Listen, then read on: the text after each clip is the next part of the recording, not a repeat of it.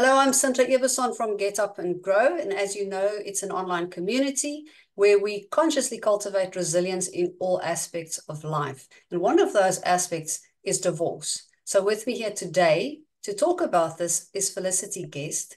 Felicity is a financial abuse expert and various other things that I'm going to tell you about as we progress through the interview. But Felicity, thank you so much for agreeing to talk to me and welcome.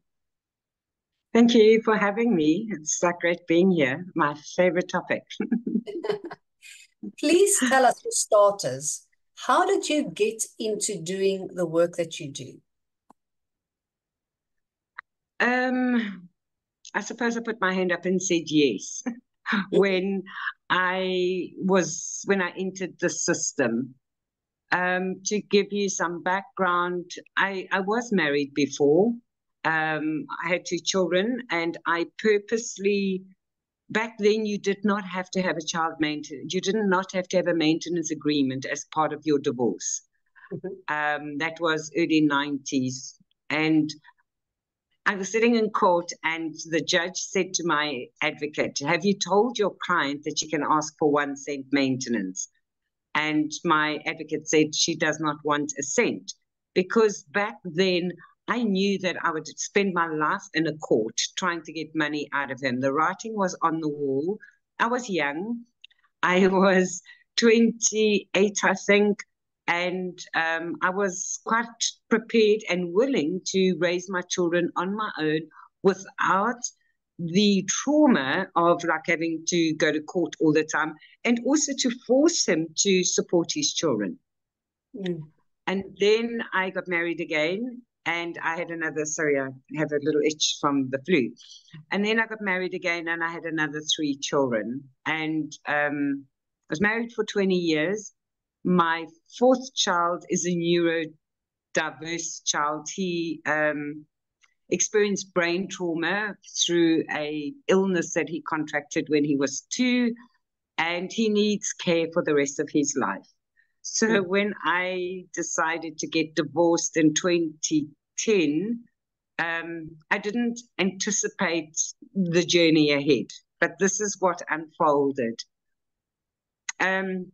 He came to Cape Town and we met, and it was after a few like unpleasant messages in between us, but a month later he came to Cape Town and we discussed the divorce, and it really felt like sitting with an old friend. We'd agreed that we were no longer compatible, the marriage was over, we were going to do the right thing. And then, in fact, he stayed with me because I said, you know, stay here, then you can spend time with the kids. Because he'd relocated he went to Joburg on business and just didn't come back. And that's kind of what led to the divorce 3 months later, well, asking for the divorce. So that night I worked until 2 o'clock in the morning, and something just said to me, go and check his bag, because he was out. And I had the whole night to go and look.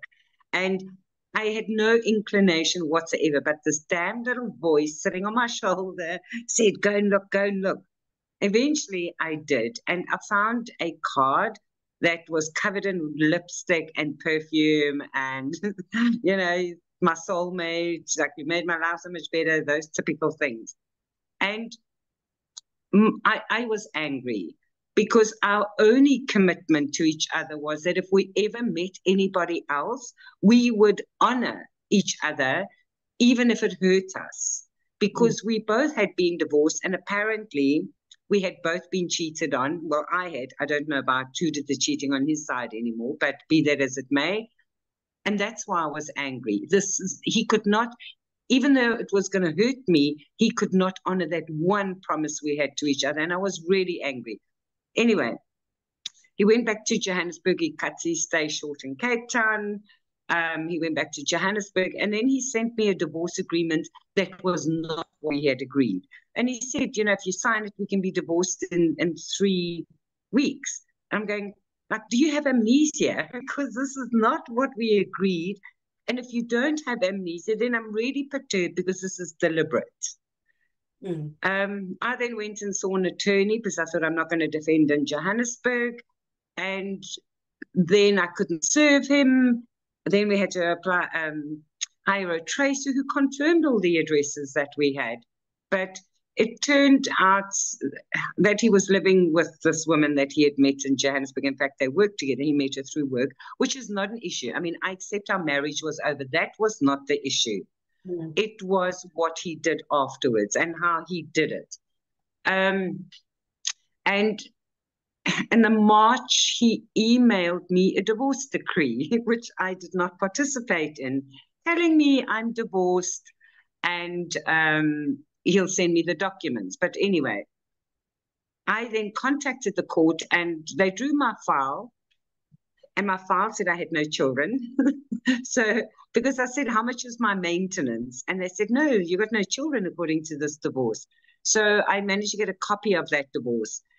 It was fraudulent. It was, I didn't, obviously never got it. I didn't sign it. Long story short, I had that divorce set aside eventually in the August. But it was understanding and the process. And mine is a bizarre case. I know that, but a lot of the processes are very similar. And it's things like frustrating, trying to serve documents, reneging on agreements. So it was a build-up of things that eventually, I laid criminal charges against them because I felt very disrespected. And on top of that, a system that I felt wasn't protecting me at all. So I think our divorce took another 18 months. I had the most amazing attorney. And, while we have a lot to say about the legal profession, but my attorney came on board. I found him in the Yellow Pages back then. And I paid him a deposit of 2,500 Rand when he drew up my documents. And when he gave me my final bill, it was an additional 5,000 Rand. And that was hard costs. It was tracing. It was the advocate who represented me in court when my divorce eventually went through in Cape Town. And I mention this because I'm very vocal about attorneys who do not protect their clients. And I know that they've got to make a living. But when people are already financially compromised, it's difficult to seek justice when you don't have the financial resources. So I'm forever grateful that that he walked that journey with me. And I mean, I think he was more fascinated by me because I was very proactive. I mean, I flew up to Joburg. My divorce and the setting aside of his fraudulent divorce only took place because I flew to Johannesburg and I arrived at his workplace because he had avoided the sheriff for 5 months. And eventually, I had to do something because goodness knows how long it would have gone on for. So I think he was really fascinated by me. But also he really was a great emotional support. And I know that attorneys are not your therapists, but he really was at that time, 13 years ago. He was amazing. To walk that journey with me was like, I don't think I would have been able to do it without his assistance. Well, that's so a rare. Then, we were fortunate. Yeah, absolutely. So that's kind of where we started. And just to close up on the fraudulent divorce, I did lay criminal charges. And here we are 13 years later and still haven't gone to trial.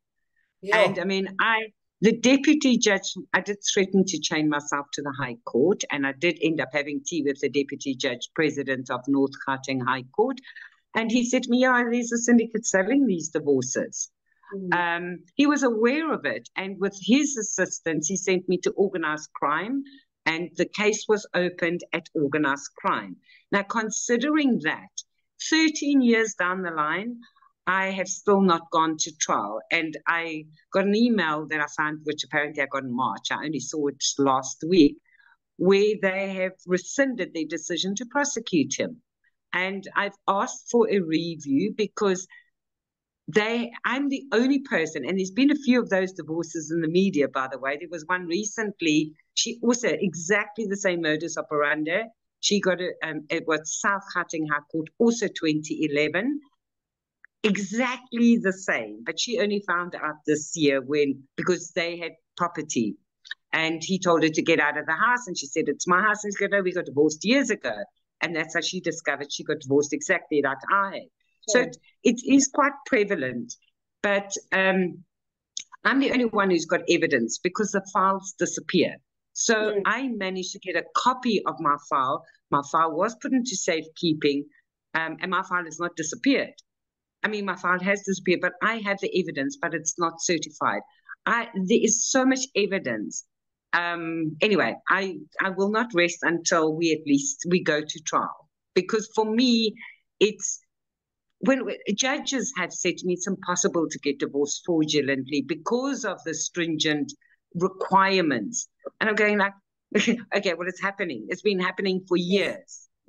Lawyers, there's a lawyer who did it. A lawyer, an attorney, he did it. He divorced his wife fraudulently. I'm going, this is a major issue, particularly in this country. So anyway, and I will keep pushing until they eventually investigate the syndicate because, in my opinion, these are legal practitioners who know the loopholes and are paying people in the sheriff's department and in the courts. So that's what took me into this. Okay.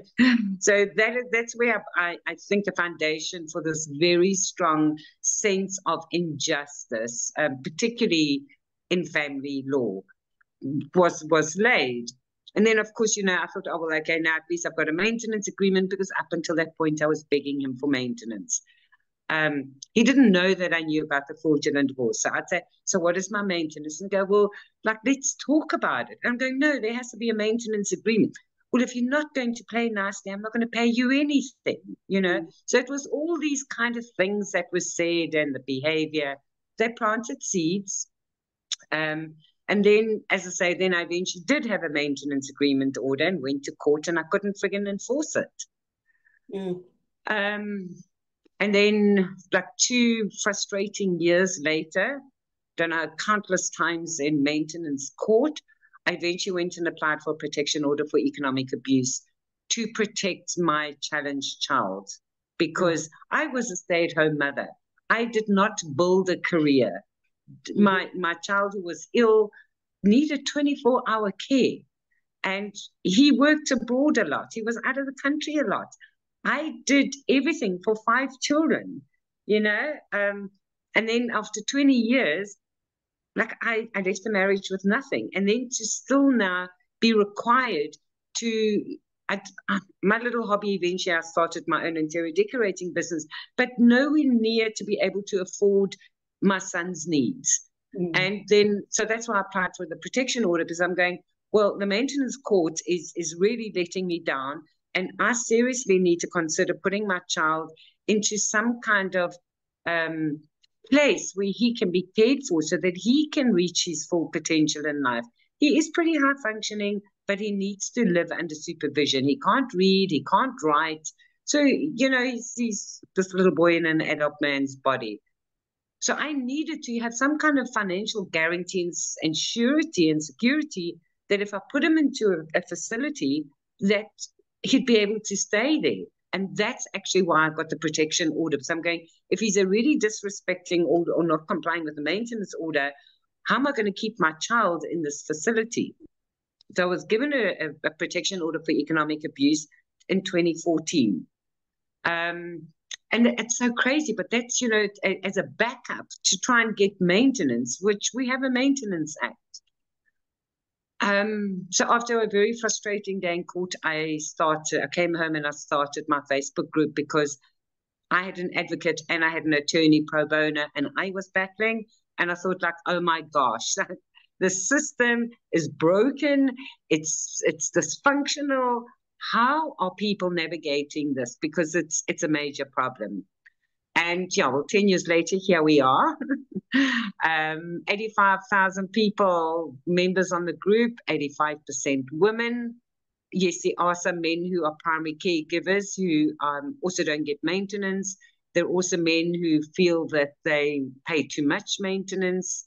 But by and large, it's provided incredibly rich data to understand human behavior. Over 10 years, it's been very interesting.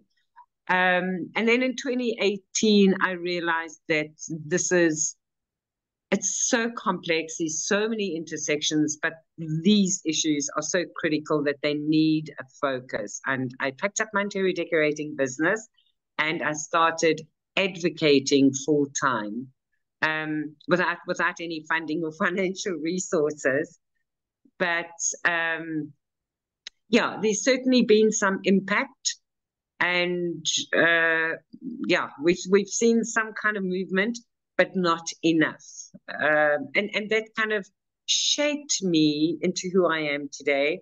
And it's also changed me fundamentally. It's changed my life fundamentally. And the blessing is that I've met amazing people within and on the outside. And yeah, it's just been an incredible journey and very humbling. And I've gained so much knowledge, not just locally, but, I'm also a partner of an international coalition as a representative on economic abuse from South Africa. It sounds wonderful, and I've been a member of your Facebook group. I just want to mention the name here. It's called Child Maintenance Difficulties in South Africa. You can find it on Facebook, and like you said, there's 85,000 people on there. Very active group, and there's so much valuable information there and support. You've done amazing work with that group. And also, your activism has been in the news. I've been following your work and I'm in awe of everything that you've done. You've literally moved mountains in many respects, and you probably tell us about some of them. But thank you for sharing your own story, which is also a horrid experience. And I'm sure there are many people who are going to watch this video who will resonate with this, who've had similar experiences. We know that it's mostly women who are battling for years and years to get maintenance from parents. And getting a maintenance order in place literally means nothing if you cannot enforce it. And we all know that, we've all experienced that. You say that maintenance is a moral and a legal imperative. Tell us more about that. If you have, okay, we have to acknowledge that society has changed, okay? And most children, particularly in South Africa, are born out of a nuclear family. They're not born in a nuclear family, which was in the 60s, 70s, and 80s, like the norm. But, it's sort of changing late 90s, particularly like in the last 20 years, that most children, I think 60%, the latest stat, 60% of children are born out of marriage. Mm-hmm. So what that tells us is that the moral obligation. So if you've been in a relationship or cohabited or been married to somebody, there's almost like it should be a given that there's a moral obligation to support your child, because this is your child. You acknowledge paternity. You know how much the child costs because you've been paying for the child. And that you should automatically continue paying when the relationship ends. Yes. That's the moral. But you shouldn't have to be told that. And I mean, I know many parents, I know many fathers who pay, who do not have a maintenance agreement in place and have never had one. And they continue to pay every single month. There's no fighting. They get a phone call and go, geez, this has happened, or the child needs this. They discuss it. It gets paid proportionately to their agreement because they're both aware of what each other's financial situations are. And that's because morally they understand they need to do that. We have divorce agreements where people come to an agreement because they know, and they sign the agreement and they pay religiously every single month, sometimes over and above what the law requires them to pay. That's the moral obligation, and they get that. The legal obligation is, it is the child's right to financial support from both biological parents. And we include in this children who are adopted because they are considered by birth. And that's our problem. And it's not just children born out of marriage. The interesting data that is presented on the group and my own story is where those fathers just stop paying. Just stop paying. And I mean, they've been married, they've got a divorce agreement.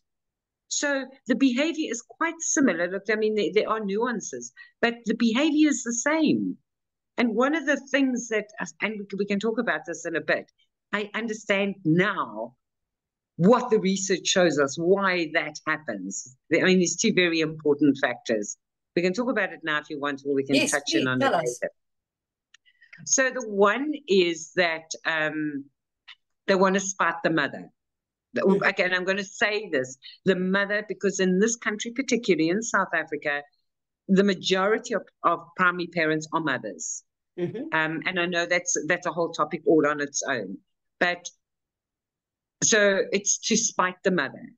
So when the relationship ends, and particularly if the mother ended the relationship, okay?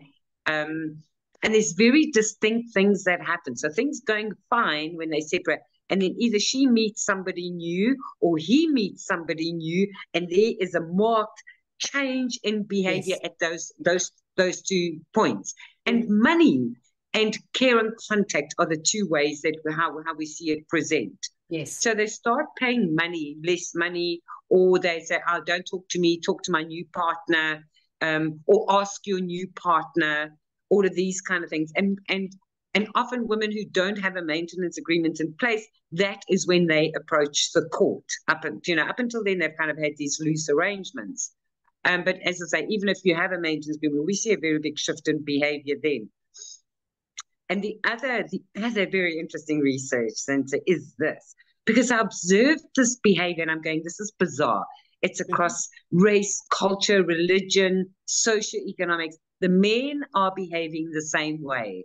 So there has to be research on this. I can't be the first person who's noticed this. So I went looking and I found the research, because this is what my observations were that the fathers were present in their children's lives, and then the relationship ended, and then over a period of time,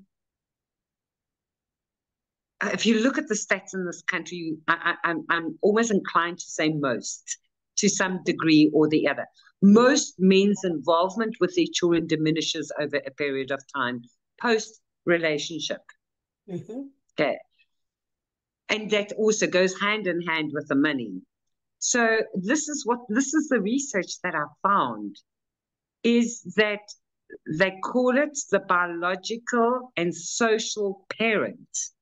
Okay. I will add financial parents to that as well. In this country, they often refer to as ATM fathers. Yes. So what the research tells us is that you can be the biological father, the social, or the biological parent, the social parent, and the financial parent, all in one. Okay. So if we look at that, that's probably people who are still in relationship, were married or not, cohabiting. So they present as all of those things. There are also, in those situations, might not be such a social parent because they're never at home. So there might be the financial and biological parent, but the social parenting, not so much. Normally, the mother does most of the social parenting, not the father. Yes. So when the relationship ends, they're still the biological father, they're still the social father, they're still the financial father, until there is a catalyst. And that is invariably when they meet a new partner, because things change fundamentally. I don't know if you see this in the work that you do, but there is either, and this is either men stop seeing their children, or when women, often we see when women meet a new partner, they want to try and replace the parent with their new partner, you know? So that's what I say, it's very complex. So when that happens, and then, so how does the father respond? Is this research shows us that the men invest in the women in their lives. So the ex-wife or ex-partner is no longer in their life, so there's not too much investment there, and that is time and money. Okay, so he meets a new woman, and his time and his money goes into the new woman. So one, there's less money to give to the old family, and her children will benefit financially and socially. So he will still show up as a social parent, but to somebody else's children, not his own. So when he shows up as a social parent for the new partner in his life's children, he's less of a social parent to his own children. And that starts, depending, how that grows, then a bit that diminishes for his own biological children. And that for me was like, it gave me a lot of insight, because this is real. They've done the research. It's not just South Africa, it's a global phenomenon. So we have to ask the question, what do we need to do to stop this and change it? Because is it unconscious? Is it conscious? I think it is. I think it's a natural thing to do, but it has to be done with awareness. It has to be done with mindfulness that you can't replace somebody else as a parent. And also you still have an obligation to your other children. And find the balance to be a social parent to someone else's children and the social parent to your own children. Because the children appear to be benefiting by default, by the investment in the partner. That is, for me, that's bizarre. And I can definitely concur with that. I see the exact same thing. And it doesn't matter whether it's the mother or the father that gets a new partner first. The change happens. The drastic change occurs there. Yeah. Fundamental. Yeah. So, and that was just from observing the behavior of my group. And I'm going, like, this is bizarre. So, yeah, like we can't do everything. It's like highlighting these things so that other people can go, so that there is proper intervention. People who do divorce counseling, therapists, counselors, they really need to be aware of this, because if we sort this out, we halt a whole lot of problems that we are seeing today. Co-parenting problem. The Family Advocate's Office would not be as busy as what it is. The Children's Court, the Maintenance Court. They would not have a fraction of the applications that they have now if we address the problem and we developed. Because for me, it's social development. I think a lot of the behavior is unconscious, but it's been normalized now. And that's what we've got to disrupt. I think it's the kind of thing that's been happening for generations. So like you said, it has become the norm, unfortunately, tragically, actually. So how do we, so these changes happen, and as you said, it's almost a natural thing or an instinctive thing, I also want to say, for people or men to invest to put their effort and invest their time and their energy into their immediate surroundings, their immediate environment that they live in. And by default, the woman and her children benefit from it. When does it become financial abuse? So, okay, I just want to talk about the differences. Okay. Internationally, it used to be called economic abuse. All the research referred to it as economic abuse, back to Evan Starks and Nicole Jeff Sharps, who was doing the research back then. But it's developed quite a lot then, okay, because economic abuse was defined as preventing somebody from excuse me, this flu, preventing somebody having access to work, to money, or limiting that access, and therefore causing harm. So that's kind of where the original definition. But over the years, because I keep saying, yes, I am being economically abused, but I feel like I'm being financially abused. Money is being used to harm me. And this goes back to what I said earlier when we had this conversation, when he didn't, well, when I said to him, how much is my maintenance? And he said, behave yourself. If you're a good girl, then you will get. If you don't, well, then you're going to suffer the consequences. And when he said that to me, was like, I felt that he's using money to harm me, which is different to economic abuse. Okay, it's money. Money becomes the tool. So I started, having all of these theories, but it's developing now globally. It's still referred to as economic abuse, but it's a subsection of economic abuse. And I think our legislation really needs to be expanded to include it. Otherwise, it is very limiting in your understanding of what economic abuse is. And interesting, South Africa has had economic abuse in our Domestic Violence Act since 1998. Now, it's developed even further now and it falls under coercive controlling behavior, which I think rightfully so, because whether it's money, whether it's preventing you from getting a job or going to work or taking stuff away from you that limits your economic potential or causes long-term economic harm, it is the behavior. So it's kind of shifted now. So even globally the experts are talking about coercive controlling behavior. Economic abuse is one form of coercive controlling behavior. And then money is the tool. Yes. So when we look at that and often say that, so coercive controlling behavior has now also been included into our Domestic Violence Act. But I don't think anybody really understands it, because if they did in the UK, they've had coercive controlling behavior in their legislation since 2021. And in fact, they convicted a woman who died by suicide through coercive controlling behavior, her partner at the time, because he had abused her so badly that she ended up dying by suicide. And he was found guilty of her death through coercive controlling behavior. So it's a very, very progressive, important development in terms of legislation, but also it speaks directly to the causes of the harm. Yes. So because the harms are very broad.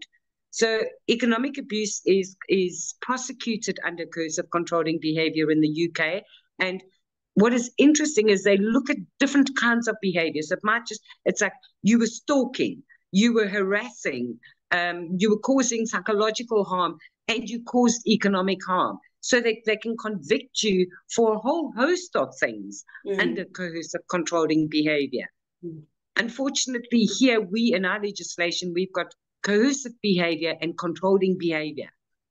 They're actually one, and they go hand in hand. Yes. So hopefully we welcome it, but hopefully, we amend that for that to become one in line with international norms, because it makes more sense. So it's using money, essentially. It's using money, any pattern of behavior that causes harm. And then we look at the tool. So when I speak to clients, I can hear, well, the child is being used as a tool here. It's not only money. And this is where we go into the whole co-parenting realm, is we look how the child is used. And that's why we need to focus on a pattern of behaviors that causes, that impacts on the child being used as a tool, how that is being done. So it's money, it's children, it's employment. You sleep with me, you'll get a job. It is human trafficking. It is pedophiles. There's a whole host of things. So if we understand that behavior, it is so important. Then we just look for the tool and we see how the tool is being used to cause harm. So yeah, it makes it very interesting. And when I speak to my clients, I can pick up in several tools, like just with them talking. I can recognize the behavior pretty quickly, and then I can go, okay, because I can see just by their language and what they're telling me, and they themselves are using the child, as a tool. But again, I don't think it's, most of the time, I don't think it's deliberate. I think it's, well, you're not paying me, so you're not going to see your child, or I don't like your new partner and you're not going to see the child. we've grown. There's a whole lot more that we have to take into account. We can't resort to that. And maintenance and co-parenting are two separate legislation, two separate courts, but they use these tools. And I think when we understand that, Sinta, is again going back to therapy. It helps counselors, it helps therapists, it helps people, going through this journey, because so much of it is learned behavior. We saw our parents, we see our friends do it, so we do the same thing. And is with understanding that we work through this with couples so that they can do differently. Yeah, it's a very complex situation that requires training for individuals or couples and parents who are separating, but also for the professionals who work in the field. And I know you've done some training in that regard also. Everybody needs to have that thorough understanding of the situation. And I love how you've actually pulled it apart for us to see that there's abuse, but there are different tools that are used. And it's about identifying those tools. And in my experience with working with families who are going through divorce, there's always more than one tool that's being used. It's never just one of them. They also kind of work together. So if I am angry with my partner and I withhold money or maintenance, I'm also getting some joy from preventing them from taking part in their activities or getting in contact with their family. For those people who live far apart, I know some of the people are really in very dire situations when they're not getting maintenance or when they're raising children as single parents. I mean, the stories are endless that I'm sure you can tell also. Where do we start? Where does a person start who's in this situation, who's being controlled like that, who's being abused financially? I think that we have to listen, okay, to people's experiences and affirm for them that that there's harm, and what they are experiencing is hurtful. Okay.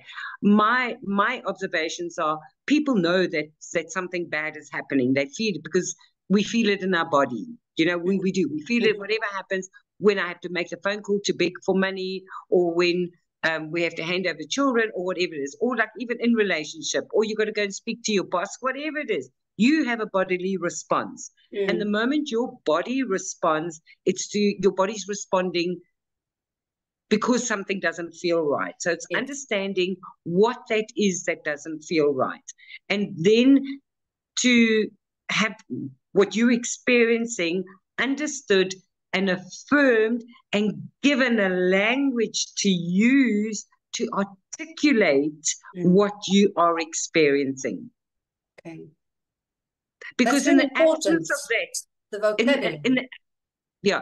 People don't have a language, particularly around this. And I think a lot of it is because it's been so normalized. So, people go, oh, well, he only pays me 1,000 Rand maintenance, but, the child's costs are 15,000 Rand or whatever. And go, oh, well, just be grateful you're getting something, these kind of things. But, but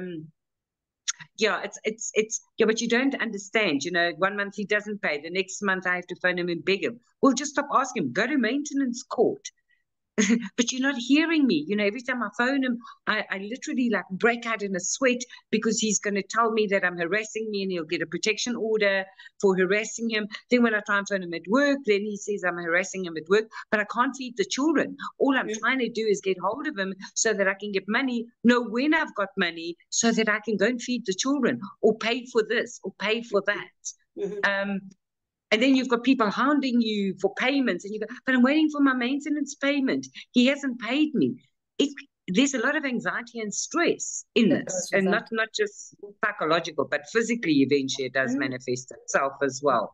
So, but when you understand that what you're going through is harmful, that it is a form of abuse, and you understand the behavior of the other person and your responses to it, and then you have language that can articulate what he is doing.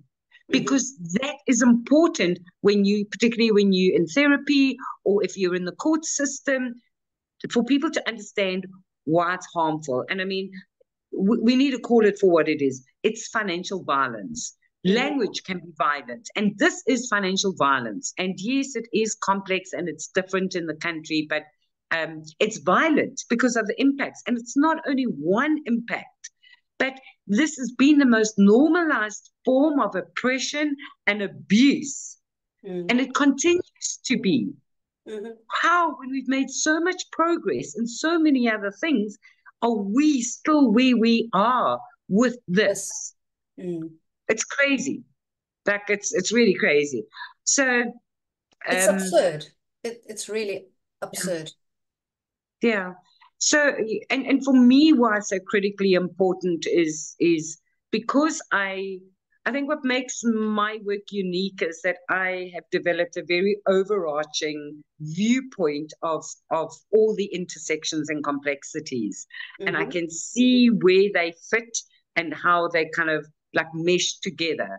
And I can speak to them. So I mean, my work essentially falls under gender-based violence.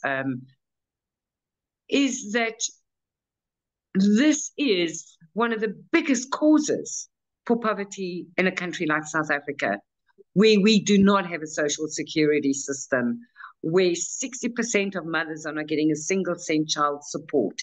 It is for women who do not have the ability to go, or even if they get a job, to get a menial job with absolute basic income, and then not to get child support, and people go and get a social grant. It is minimal. It is below abject food poverty baseline. It's not sustainable if we want to shift away from poverty, and it's very gendered poverty. And if we want women go back to abusive relationships because of the codependence or the dependence, the financial dependence, that women choose violence over poverty. Even if a woman leaves an abusive relationship, shelters are 3 months. You have to get out of there. Many of them go back, and then people go, "Why are you going back? Like, are you stupid?" Yes. Well, it's either that or the street. He has the money. I have to. I will put up with the beatings, but my children need a roof over their head. And then they're also at risk of femicide. So it's a major contributor to poverty, to gender inequality, because women are doing all this work that is unpaid work without any financial assistance. We cannot shift the gender inequality unless we address this very, very critical, impactful issue.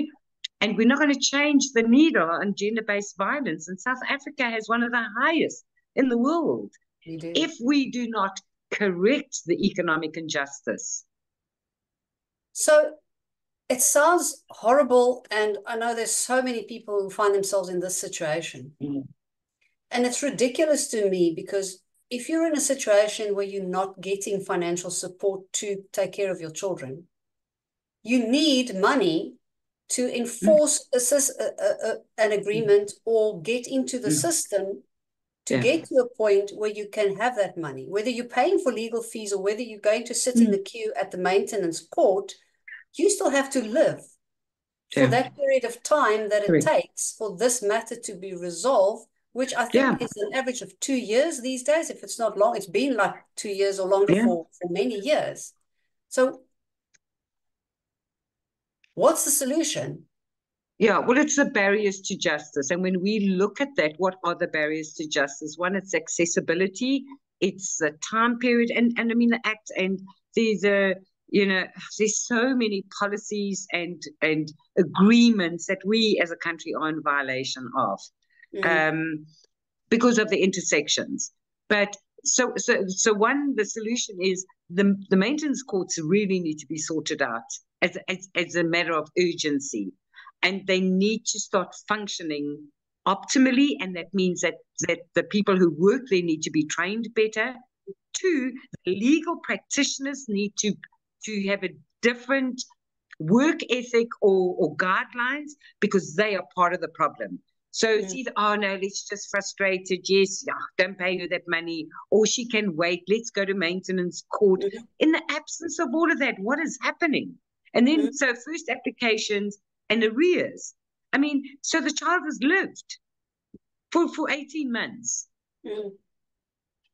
without But you any haven't paid for 18 months. Mm. And what is the primary parent had to do for 18 months to ensure that the child, and I often say that let the primary parent neglect or abuse the child in any shape or form. Social services are there in a heartbeat to remove the child from the primary parent and put them, sorry, I'm just going to put the light on, and put them where? Yeah. And put them where? Somewhere else in the broken system. Fix the system, because it doesn't take rocket science.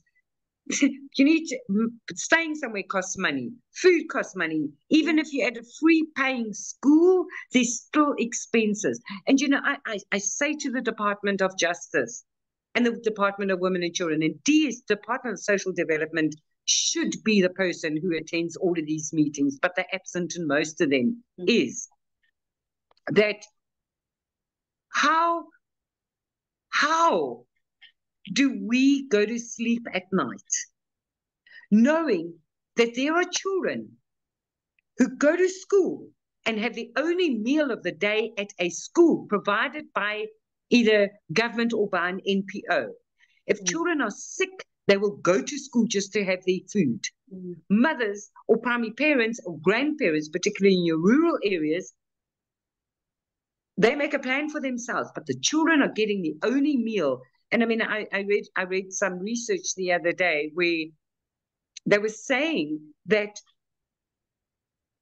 they're now trying to provide food packs for children over weekends to take home and for holidays, because they don't get food on those days. And I'm going, okay, so I will guarantee you that most of those children mothers are not getting a cent child support.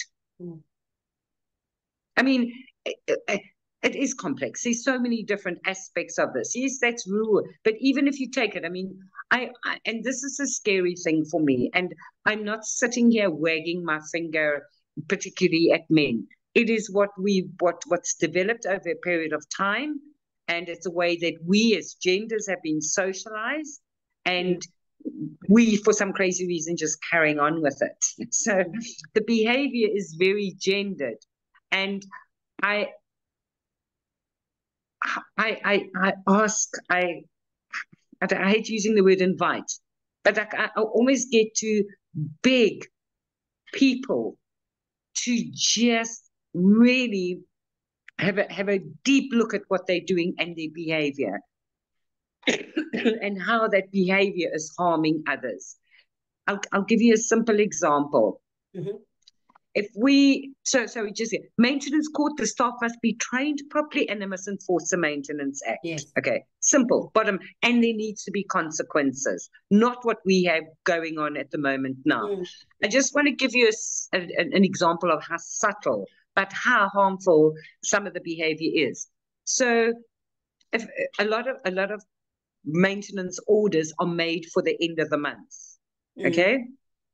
They normally give them a couple of days grace after payday. So if somebody is really wanting to be spiteful, and I'm going to replace that word now with abuse, because that's what it is.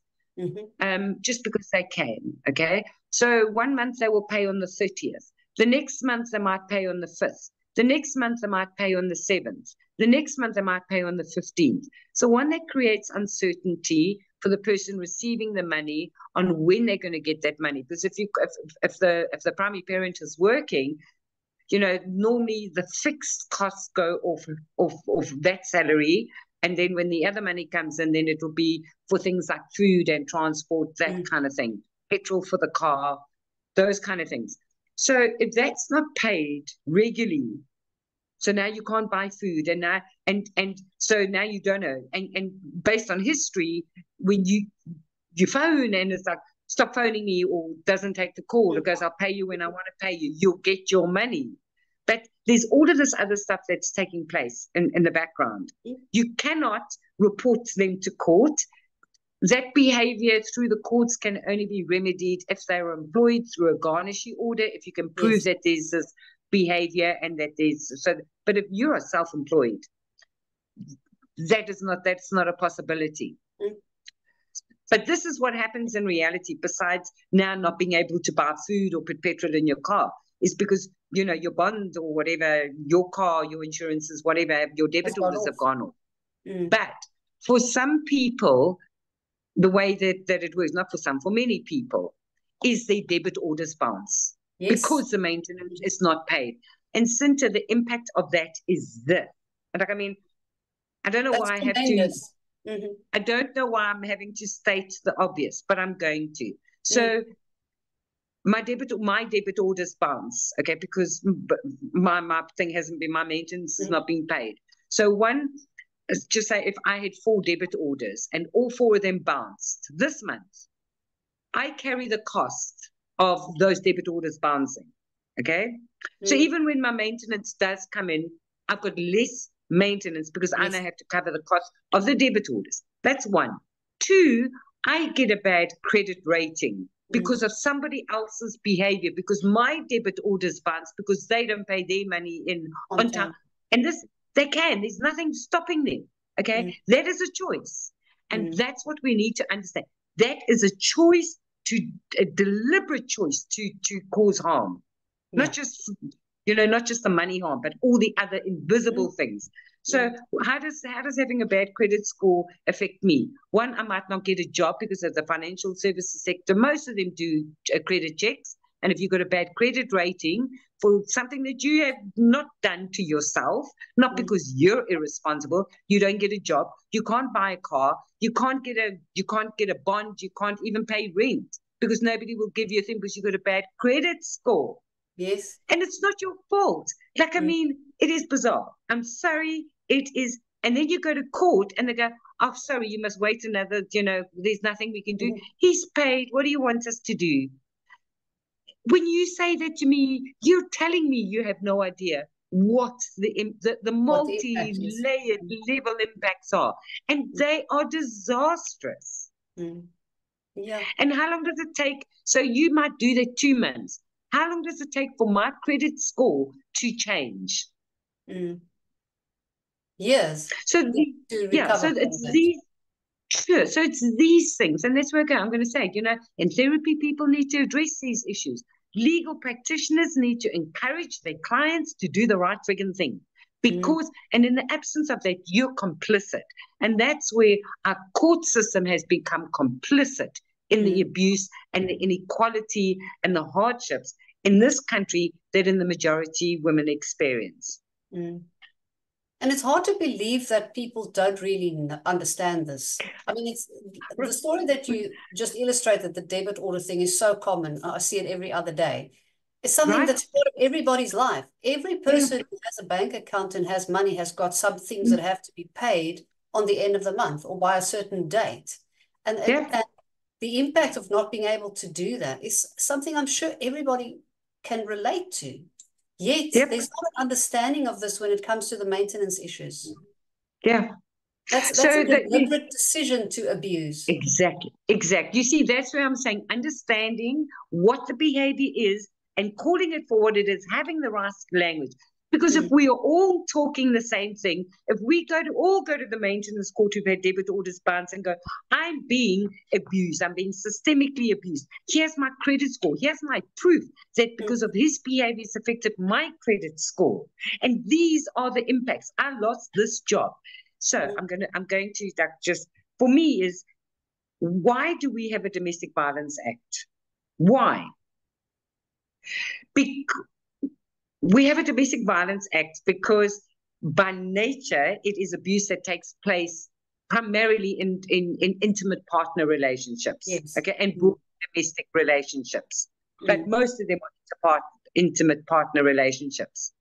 Why are we ignoring, downplaying these forms of abuse when we are talking divorce, when we're going through divorce? Why are we being discouraged from getting protection orders for economic abuse and psychological and emotional abuse and for coercive controlling behavior? Why are we told to withdraw them for the sake of moving forward?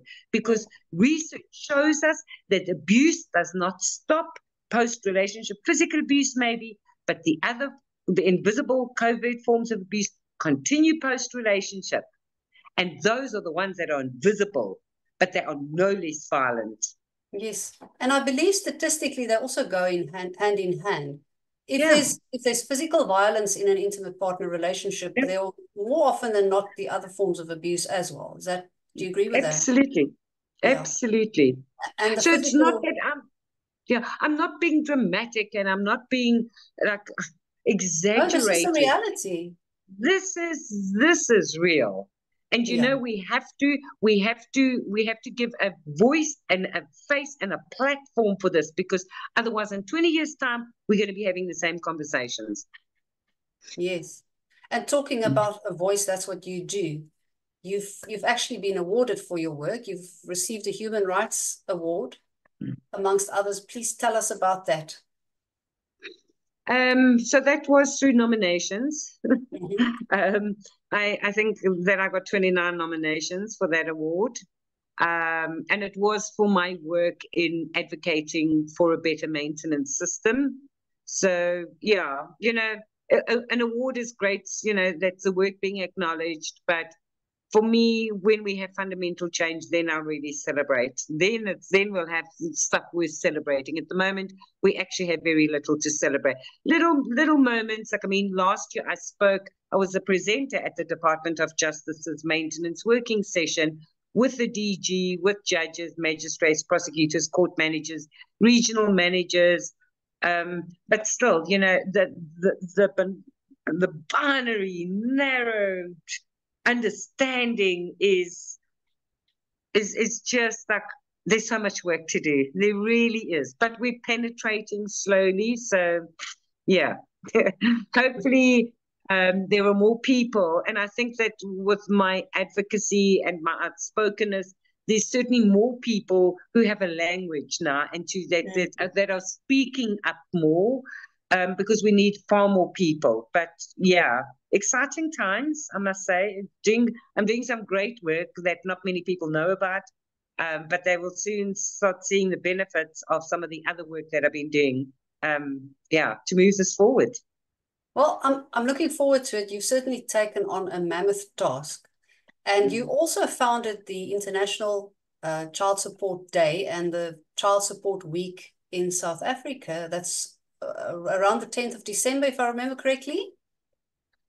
So National Child Support Awareness Week, I founded in 2019, or launched in 2019, so that, creating awareness, different aspects. For 2 years, amazingly, I had legal representatives who came on board and and mediators who offered to do pro bono, half an hour free consultation, but that's not enough. It's too complex. That's why legal practitioners don't take on pro bono work, because they're too complex generally. But it's the 1 year there was a political party who supported it. But it's very disappointing for me that nobody else supports National Child Support Awareness Week. In the last few years, nobody else has gotten board, and I've sent out many invitations to collaborate and partner. So that starts very purposefully doing 16 days of activism, starts on the 4th and it runs until the 10th of December, culminating in International Child Support Awareness Day on the 10th of December, which is also, I think, Human Rights Day, but very intentionally, because this is a human rights issue. But if I look globally, so when I entered the International Coalition, my economic abuse was through the maintenance lens, and all of the international organizations were focusing on economic abuse in relationship, and they were like, "Why? Like, you have a very particular focus on economic abuse." And I said, because we don't have a social security system like your countries do have, that if we fix maintenance, that goes some way to alleviating the harm caused. But because it affects the majority of women, we're not talking about a small number. We're talking about 60% of women. It is a majority. If it was 100, I can go, people think I'm taking on something that doesn't. Should be a national crisis. It is. So It is a crisis. So internationally, they now focus, they're shifting as well, because they had like a 2-year plan to get to economic abuse.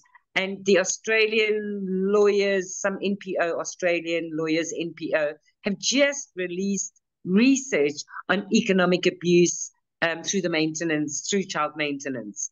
So that's great because, I mean, we, in the absence of our own research, we at least now have got some research that shows the kind of abuse that happens. Well, that's great. We're moving in the right direction, although it's just way too slow at this stage. We're looking at generations of victims of financial abuse already. And Sinta, it's high time. Are you aware of the inequality in family law report that was released 2 weeks ago? I've heard of it. I have not looked at it. Is there something interesting you can tell us?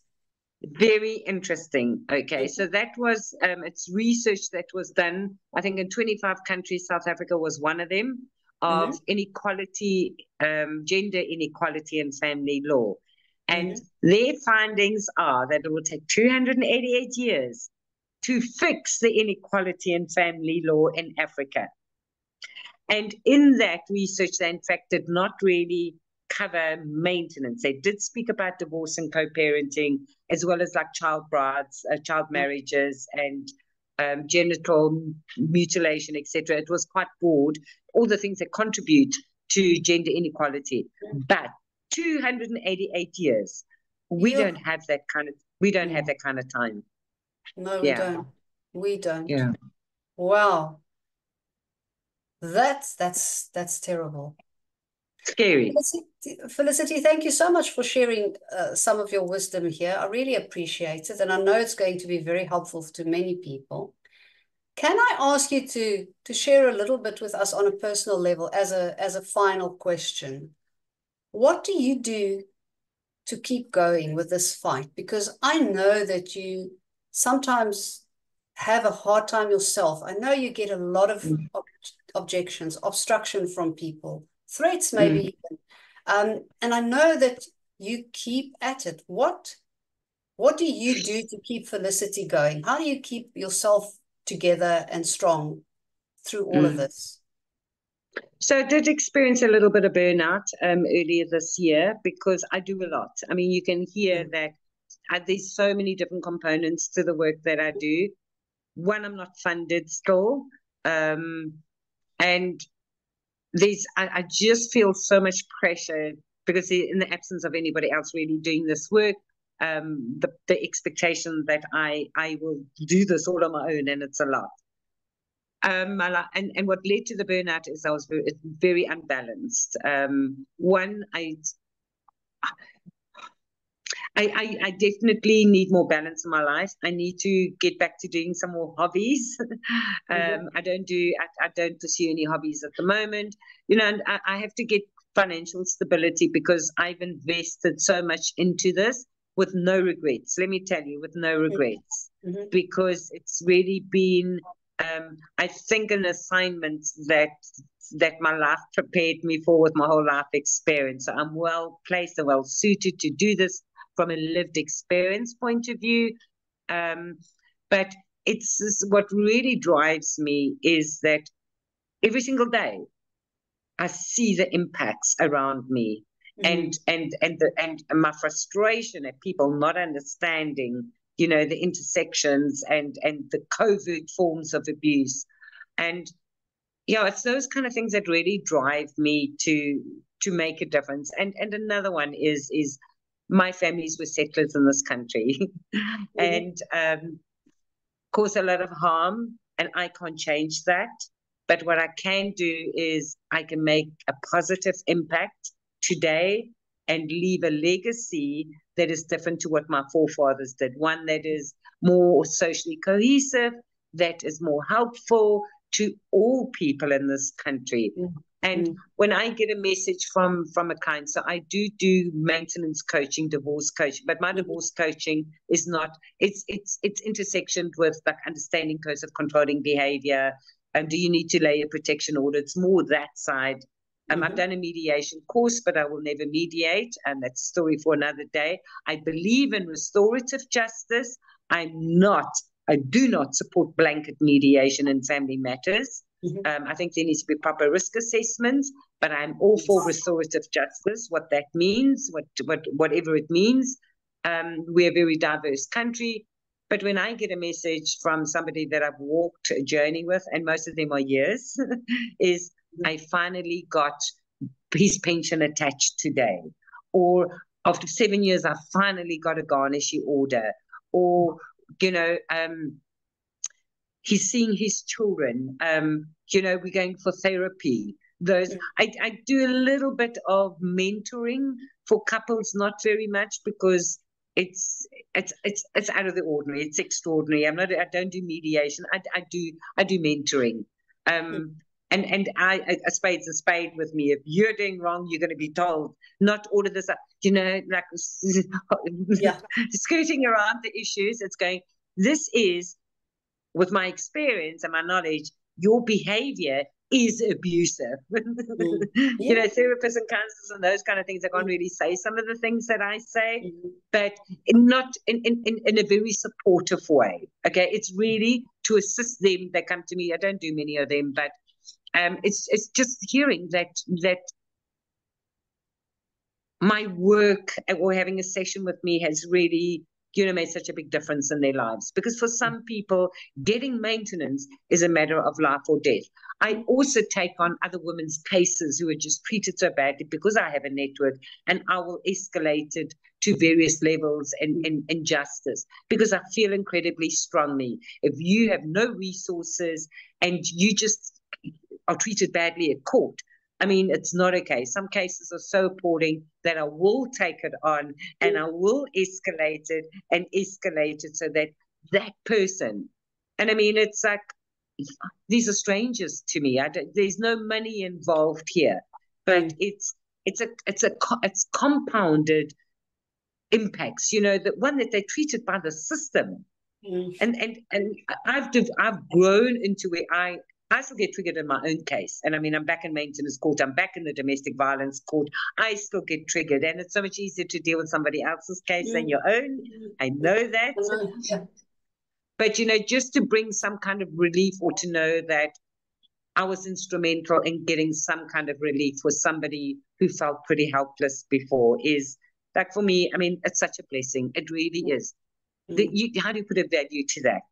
But it brings really so much joy. And I'll get those messages on days where I'm really feeling down and going, why am I doing this? Like, why am I crazy? Why am I doing this? You know, this, like, I'm nearly 62 years old. I can toy. I can sing Malibongwe. I'm a late bloomer. But actually, why am I doing this? Yeah. It's the little breakthroughs every day that makes the big difference, eh? Yeah. No, it is. It is. People are important. Yeah, I keep on thinking about that 288 years ahead of us. And I'm grateful that you're pushing and trying to cut that time shorter. It's a hell of a job.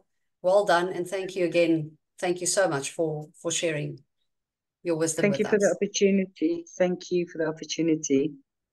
Thanks, Sinta.